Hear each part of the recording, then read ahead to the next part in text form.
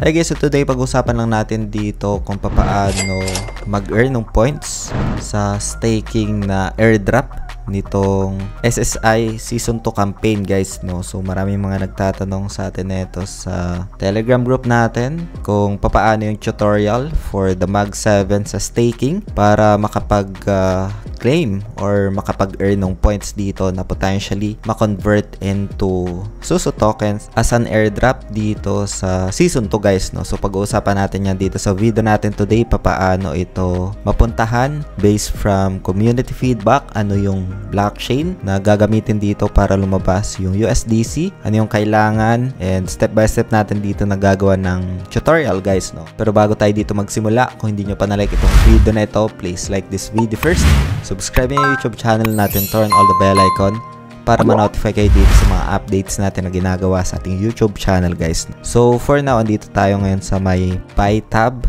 which is dito gagawin para makapag-stake to earn, no. So meron dito mga certain APY or pinaka-percentage, no. For example, meron ding multiplier as we can see. And para ma-apply yung pinaka-points per day, dapat meron kang assets dito, no. Again, itong video natin today is just for ideas lang, no. For like tutorials, no. It does not qualify as an investment or financial advice. Volatile ito since ito is newly listed tokens. And siguro yung iba is gusto lang na i-diversify yung kanilang nakuhang airdrop dito. Like, paikutin lang. So, this is just like a step by step lang. So, ngayon, punta tayo dito guys sa may buy tab. Assuming na connected na yung wallet mo dito. And may tanong dito kung paano yung sa Mag 7 staking.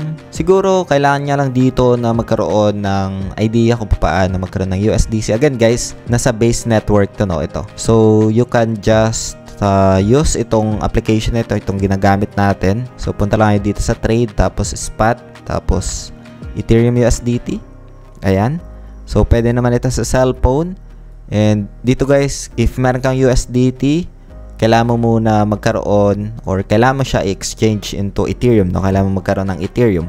And then, if ever na meron ka ng Ethereum, punta ka lang sa assets mo. Tapos dito sa may withdraw, itong withdraw na ito. Cellphone, pwede naman ito guys, no? So, lalagay ko na lang yung official link na ito sa description ng video na ito. Or pwede nyong i-scan yung QR code na yan para mapuntahan nyo. Meron na yung pinaka trading fee discount and para na rin makaiwas sa mga phishing links online guys, no. So dito sa withdrawal, select mo lang dito guys yung Ethereum, no.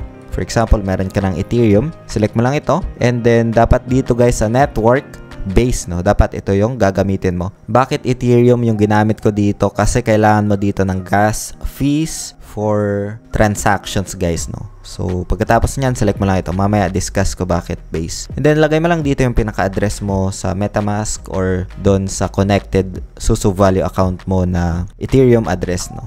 So paste mo lang dito and continue. So pagkatapos niyan, if ever na successful withdrawal na ito, punta ka lang guys sa Uniswap.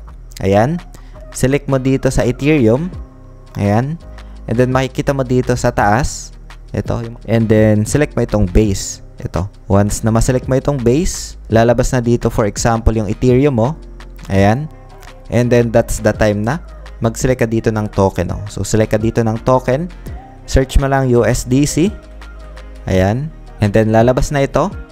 And that's the time na pwede kang mag-sell ng Ethereum para makakuha ng USDC guys, no. So ito yung kailangan. For example, 0.004 worth 12 USDC. So get started mo lang ito and continue. Lalabas dito yung MetaMask confirmations and follow mo lang yun para ma-confirm. And if ever na-confirm na, that's the time na magkakaroon ka ng USDC dito guys, no. So pwede kang bumalik doon sa SUSU Value Indices account mo and magre-reflect na yung USDC na yun guys, no. Iwan ka lang dito guys ng Ethereum for the transactions. Kailangan kasi yung Ethereum para ma-execute yung transactions dito guys, no. So wag mong isasagad lahat ng Ethereum dito na meron ka, no. So like for example, meron kang 0.005, so pwede kang gumamit ng 0.0038 dito guys, so para kahit papaano meron ka pang Ethereum for gas fees. So pagkatapos niyan, you can just like for example, execute mo lang dito and then buy. Meron ditong confirmations, approve and confirm mo lang. Lalabas dito yung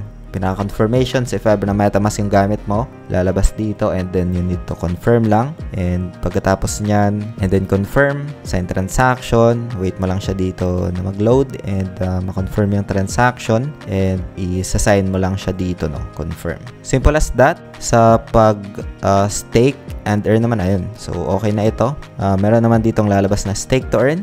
Ayan. If ever hindi lumabas, punta ka lang dito sa may stake to earn, no? And then dito, if ever na meron ka ng 7, like for example, this is just for ideas lang. Kaya mo lang dito 10 for example, and then you can proceed ng stake, no? So, andito yung multiplier. If ever na mag 7, that SSI, ito yung pinaka points per day niya. And then yung MIM SSI naman, andito naman yung pinaka details, guys, no? So, pagkatapos niyan, stake, and need mo lang i-approve. So, sign mo lang siya dito, confirm. And sign mo lang ulit siya dito, confirm. So, sa MetaMask, guys, halos ganun lang yung pinaka-workaround, no? So, sa Lock Uni LP naman, so, close muna natin ito. Dito, guys, sa Lock Uni LP, kailangan mo na kumuha ng LP token sa Uniswap, no? So, punta ka lang dito. Ayan. And if ever na meron ka na ditong nagawang liquidity pool or LP, like for example, dito kailangan mo ng MAG 7 tapos USDC. So, kailangan MAG 7. This is just for example lang, continue. And then, choose mo lang itong, hanapin mo yung USDC. And then, continue. And then, like for example, 5 USDC. And ito yung pinaka pairing niya. Review, create, and confirm mo lang siya dito, guys, no? So, pagkatapos niyan, confirm wallet lang ulit sa MetaMask. So, yun, guys, no? That's why meron tayong small Ethereum doon for the gas fees na under base, no? So, pagkatapos nyan, guys, balik ka lang doon sa Susuvali mo. And then, meron na ditong lalabas, no? So, pwede mo siyang i-max and ilalak mo siya dito. Make sure, guys, na you understand dito yung lock LP tokens na meron ding risk, guys, no? It's very risky ito. And 14 days after unlocking, if ever na malak mo siya, 14 days mo siya, pwede ulit makuha, no? Ang kaibahan lang dito is that meron siya dito pinaka points per day. You need also to consider yung impermanent loss if ever na magkaroon ng pagbagsak ng presyo itong mag 7, malulas ka dito and magre-rebalance siya doon sa USDC, guys, no? So, meron ako dito mga na-lock na, like for example, pwede kong i-unlock. Ayan. Yan yung mga na-lock ko na dito. Ayan.